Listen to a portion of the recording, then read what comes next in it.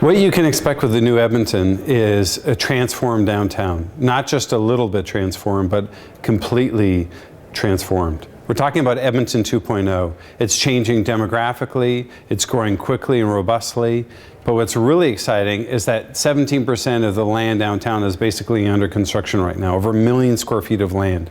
About 6.6 million square feet of building is under construction right now. That's enormous and transformational, and what's really exciting about that is that it's replacing what was formerly blighted or underutilized land.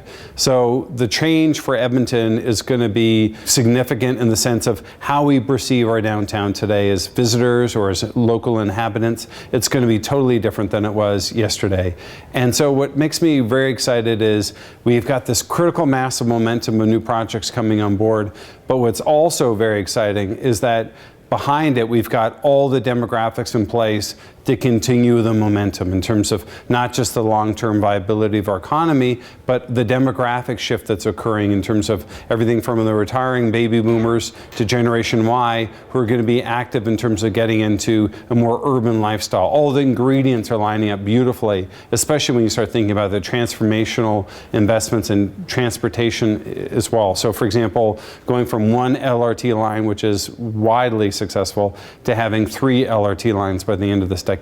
That facilitates having a much more of an urban lifestyle in Edmonton. A massive part of our economy is women. 70% of all retail sales come from women. 90% of all retail sales are influenced by women.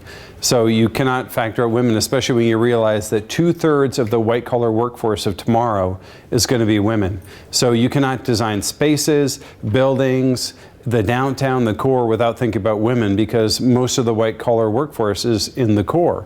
And because that's going to be dominated by women, that means having female-oriented design and thinking about everything from the materiality in terms of what's used in cladding the buildings, to what's going to be happening in terms of lighting as a complementary lighting, to especially thinking about things like safety and making sure that the public realm is very safe. And the easiest way to create safety in the public realm is to get way more people in the core.